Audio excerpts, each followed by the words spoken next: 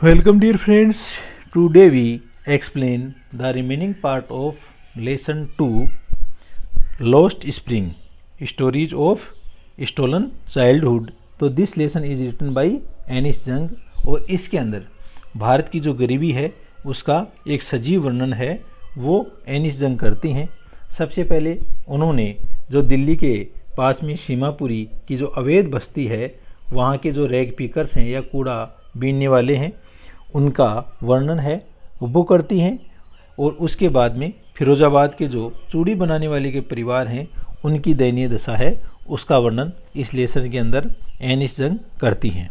तो अब आगे अपन देखते हैं कि मुकेश है वो किस तरह से फिरोजाबाद के जो अपना घर है वो दिखाता है और वहाँ पर किस तरह का जीवन है उसका वर्णन इस लेसन के अंदर किया जा रहा है। आगे देखो, Savita a young girl in A drape pink dress. Savita है वो एक जवान लड़की है।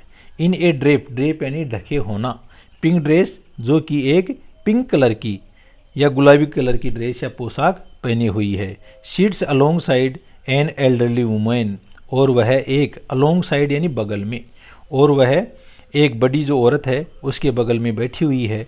सोल्डरिंग, सोल्डरिंग यानी जोड़ना, सोल्डरिंग पीसेज ऑफ ग्लास, और वह ग्लास के जो टुकड़े हैं उनको जोड़ रही है। As her hands move mechanically, और उसके हाथ हैं वो बिल्कुल मशीनवत, मैकेनिकली यानी यंत्रवत या मशीन की तरह चल रहे हैं।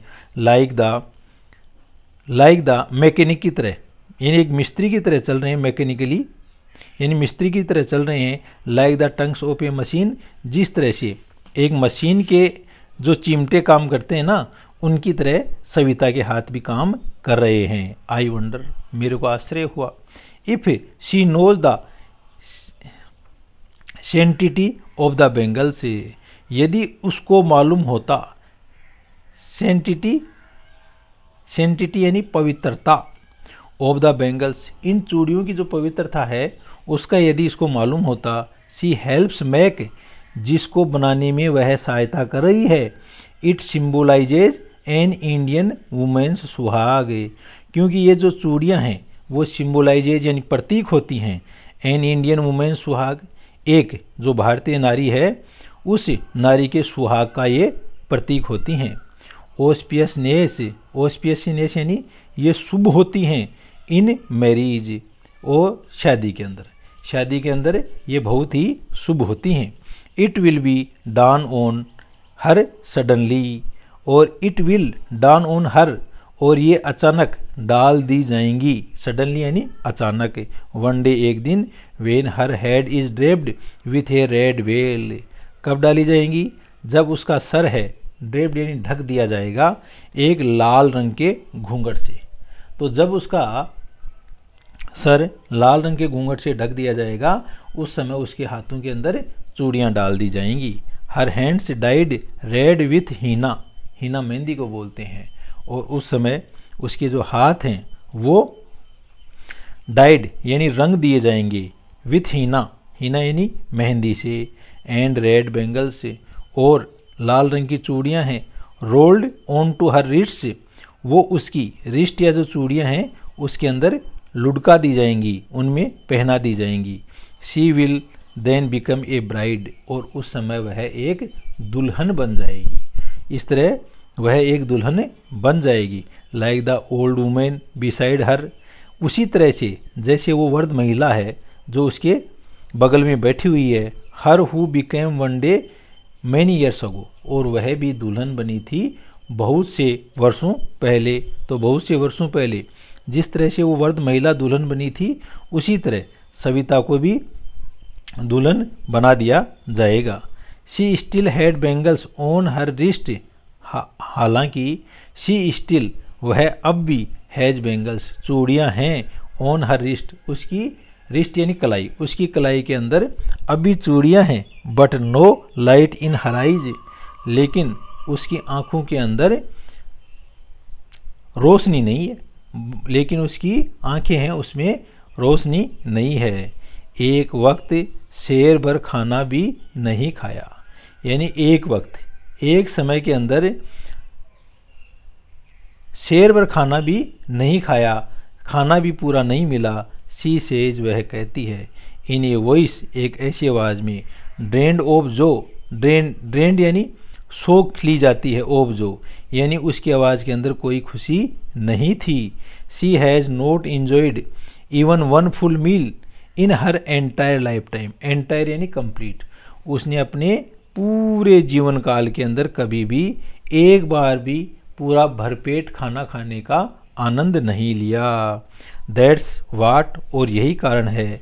शी हैज़ रिब्ड, और इन्हीं चीज़ों को उसने, रिब्ड यानी काटा, इन्हीं चीज़ों को उसने प्राप्त किया। हर हस्बैंड, उसका जो पति है। एन ओल्ड मैन, जो कि एक ओल्ड मैन यानी वृद्ध व्यक्ति है।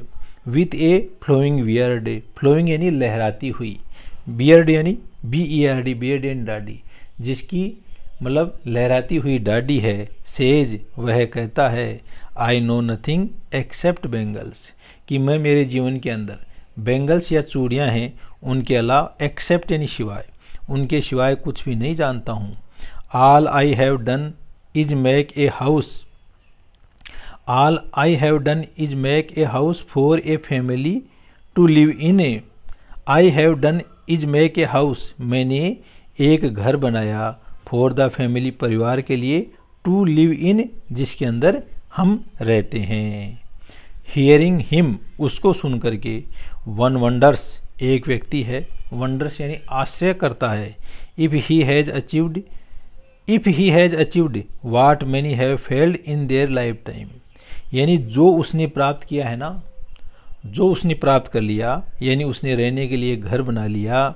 वाट many have failed in their life time, और बहुत से लोग हैं वो अपने जीवन काल के अंदर इन चीज़ों को प्राप्त करने में असफल हो जाते हैं।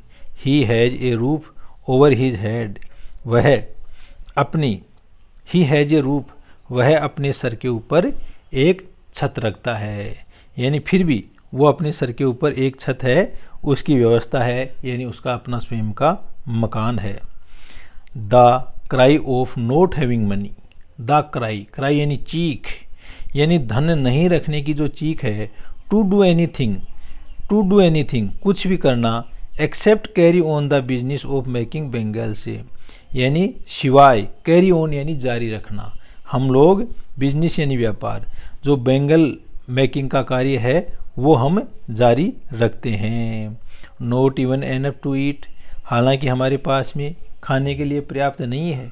Rings in every home, rings यानी जो कुंडलियाँ या घेरे हैं वो प्रत्येक घर के अंदर हैं। The young man echo the lament, और जो जवान लोग हैं, इको यानी ध्वनि का प्रतिध्वनि, यानी ध्वनि की जो गूंज है। द लेमेंट यानी पश्चाताप सुनाई देता है। ऑफ देयर एल्डर्स से, यानी उनके एल्डर्स जो बड़े लोग। The young man echo the laments of their elders से, यानी जो बात बड़े वाले लोग जिस चीज़ का पश्चाताप करते हैं उसी चीज़ का पश्चाताप जवान लोग कर रहे हैं। Little has moved with time, और बहुत कम लोग हैं वो समय के साथ यहाँ से चले गए। इट सिम्स, और यह ऐसा प्रतीत होता है। इन फिरोजाबाद में। ईयर्स ऑफ माइंड नमिंग, यानी दिमाग को स्तब्ध करने वाला। टोइल यानी हार्ड वर्क, दिमाग को स्तब्ध करने वाला जो कठिन कार्य है। हैव किल्ड ऑल इंटेंटिव, यह मार देता है सभी प्रकार की शुरुआतों को। And the ability to dream, और इससे व्यक्ति की जो क्षमता लेने की क्षमता है वो भी समाप्त हो जाती है। तो थैंक यू दोस्तों, आज इतना ही। नेक्स्ट जो पार्ट है उसमें आगे एक्सप्लेन करेंगे। धन्यवाद।